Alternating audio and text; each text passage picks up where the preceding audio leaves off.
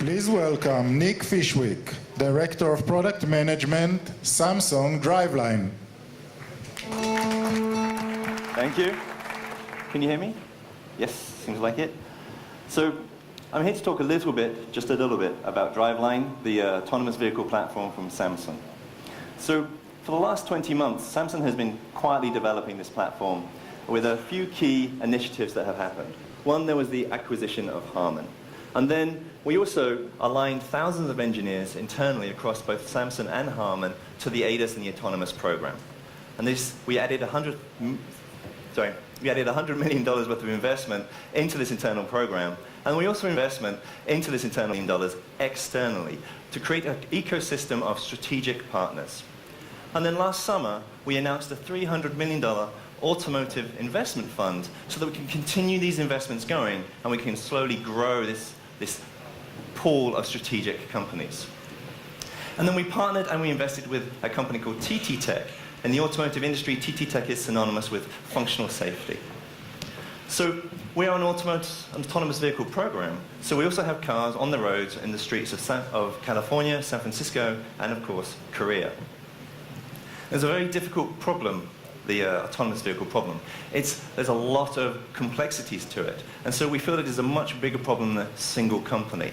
So the DRVLINE platform from Samsung is an open platform. We have an open strategy. We are open to incorporating compute solutions from outside. These will be accelerators and neural processors for the AI modules, which we're now adding 70,000 years onto a product lifecycle, I understand. And we have open to sensors, cutting-edge sensors, so that we can extend the fidelity and the range of sensors, but also lowering the costs of them. And we're open to algorithms from all over the world. It is such a complicated space, the autonomous vehicle, that there are a lot of local rules that you need, local perception systems. It is truly a global problem. And so we need to incorporate the best-of-breed algorithms from all over the world. And of course, as we mentioned before, these are cloud services. These are connected cars. These cars have been gathering an awful lot of data as they're on the road. And they're going to be continually learning as they go, even in production vehicles. And they're going to be disseminating that information to the other cars in the fleet. And for UX, because the cockpit is about to change. With an autonomous vehicle, you will be sometimes driving and sometimes not driving. So not only do we need a revolution in the cockpit for entertainment, but we also need to handle those unstructured and structured transitions between when we are driving and when we're not driving.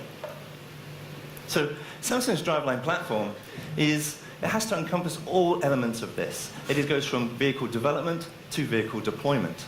And at the heart of this high level of collaboration is the Samsung DRVLINE compute platform. The compute platform was first announced at the Frankfurt Auto Show last summer. And then at CES this year, we announced the second generation. First generation is in our cars. The second generation is currently under development with some new silicon coming out of Samsung's System NSI group. So if we look inside one of these boxes, the boxes are designed to scale from level 3 as sort of the driver assist, and they scale all the way up to level 5, which is the full autonomous vehicle.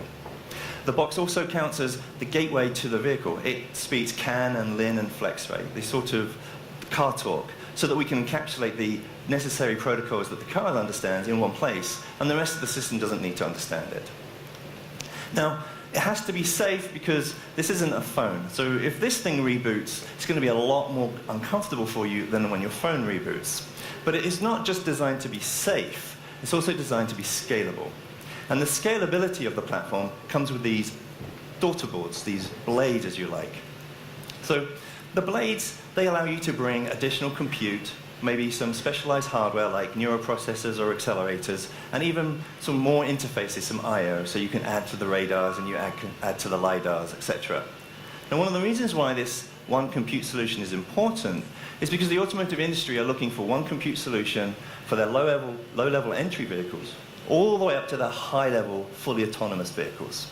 There's a revolution in the car industry coming because these domain controllers require them to completely re-architect the whole electrical system of the car.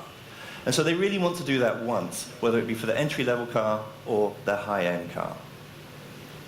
They also, when you're developing a vehicle, for example, that has to support the safety features of the NCAP, which is the New Car Assessment Program, The car development life cycles are longer than the NCAP cycles. So for example, if you're developing for NCAP 2022, you don't need surround radar. But you do for NCAP 2025. So with a driveline solution, you just have to add a blade rather than having to re-architect your whole compute solution. Now, the driveline architecture is also designed to be what's called fail operational. So if in the unfortunate situation that you have your primary compute solution has some catastrophic failure, we can fail the whole control of the car over to a full backup solution. Now this failover happens in nanoseconds. Now to make that happen, we have to transfer all of the camera data, all of the radar data, in fact all of the radar data, from the front to the back of the vehicle. This is huge amounts of data. And actually it's being facilitated in the driveline platform by our partner Valence with their HD-based T technology, which is an Israeli company.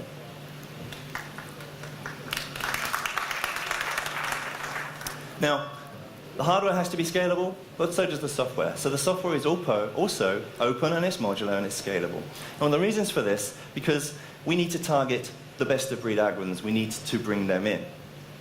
So we've taken a data center software architecture and we brought it into the embedded space, which is a first. This highly modular architecture allows us to isolate all the algorithms and give them very discrete jobs with very, very high levels of accountability. And of course, we pair that with our internal repositories where we model the world around the vehicle, and that creates a common language. So we get to a point where you can literally, if you're a company or a startup that has the world's best pedestrian detection mechanism or the best motorcycle behavioral prediction algorithm, we can actually plug it into our system. This creates very high levels of modularity, but it also creates very high levels of algorithm reuse when we say deploy from one OEM and we move the whole system to another OEM who has a completely different sensor configuration. So this platform of mass collaboration is only really as good as the partners that we build and bring into it. And so I mentioned earlier we had nearly $160 million of investments going out, and we invested in 16 key companies, companies that are bringing the next generation of sensors in radar and LiDARs, the next generation are bringing in compute algorithms, silicon compute like ThinkEye and GraphCore. These are going to be bringing up the high-level 100 TOPS, 100 flops at the very low watts that we need. And of course, all the software people from AI Motive, TT Tech. And then there's also the key element is communications with Valence, HD-based T, and of course, Autotalks with their DSRC. So you'll be